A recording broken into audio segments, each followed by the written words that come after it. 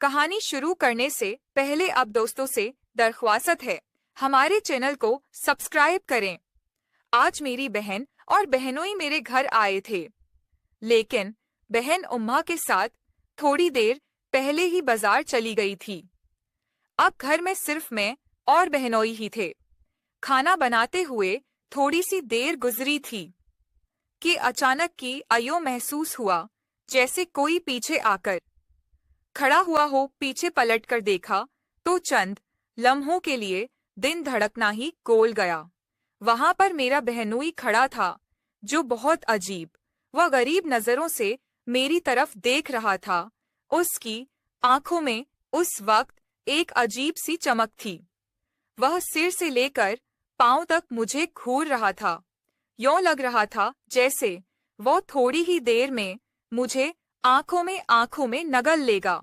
उसकी ये हालत देखकर मुझे शिद्दत से कुछ गलत होने का एहसास होने लगा, मगर इस वक्त मैंने अपने आप पर काबू पाया और धीमे अंदाज में अपने बहनोई से पूछा कि आपको किसी चीज की जरूरत है।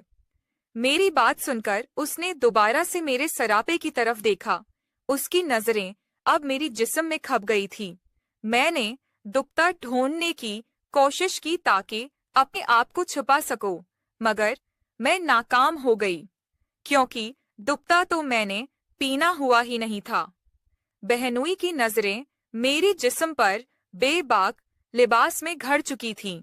दूसरी तरफ अब मेरी भी हालत बहुत ज्यादा खराब हो रही थी।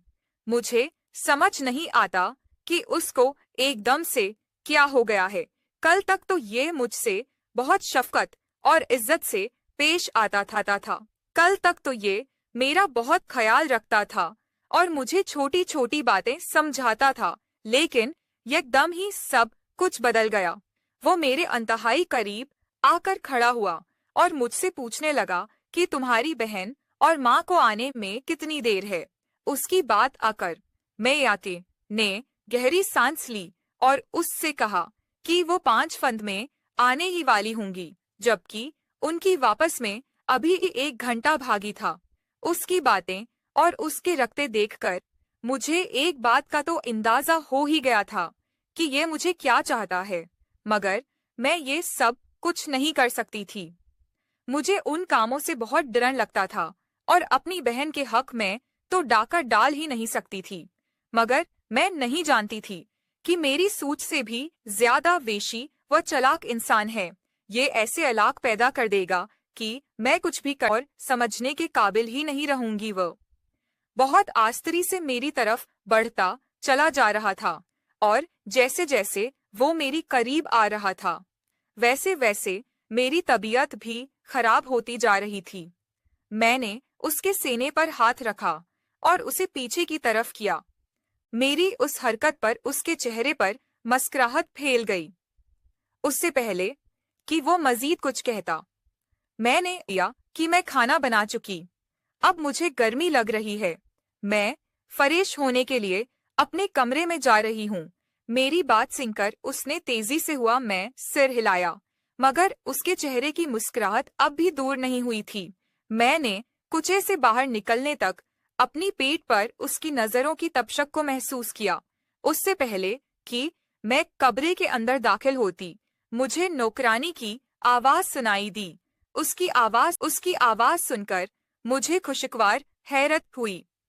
वह पिछले 1 हफ्ते से छटियों पर गांव गई हुई थी और उसकी गैर मौजूदगी में घर के सारे काम मैंने संभाले हुए थे।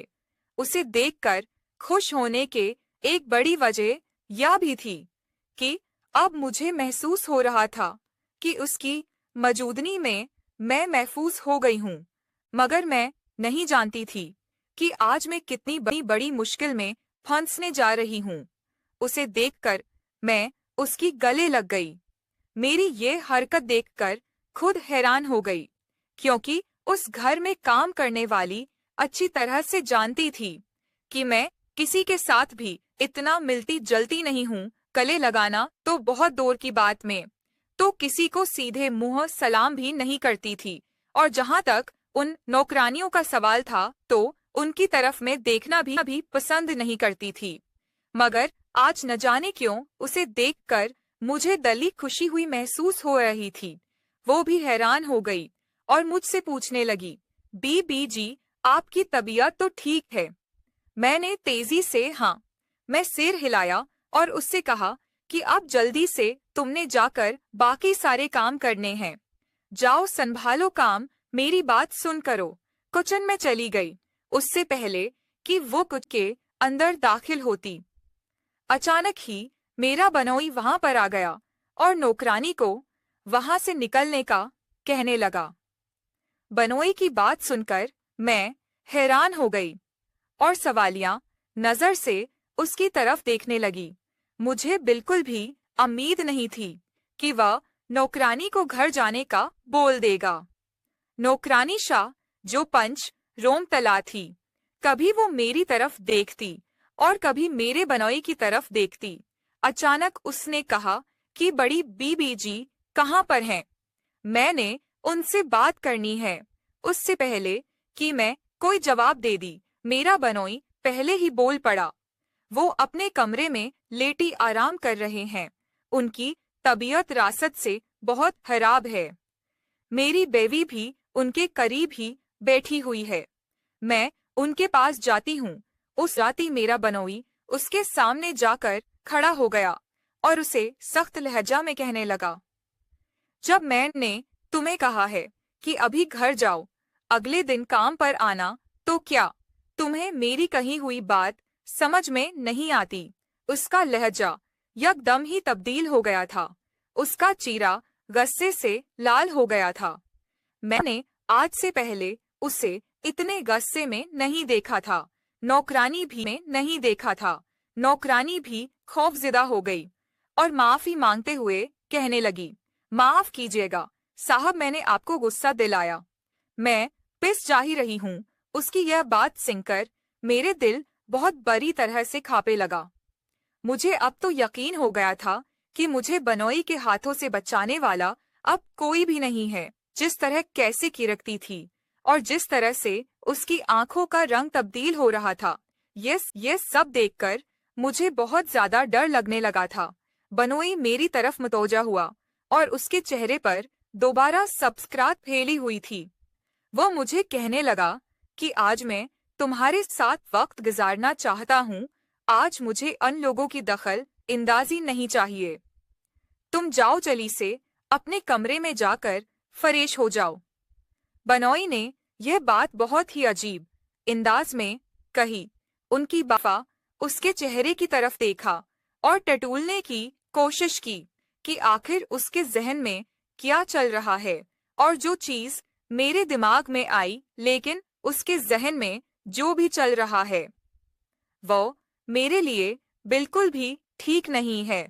मैंने उसे कहा कि आप मेरे साथ क्यों वक्त गुजारना चाहते हैं और ऐसी कौन सी बात है जो आप मुझे तन्हाई में करना चाहते हैं? अगर कोई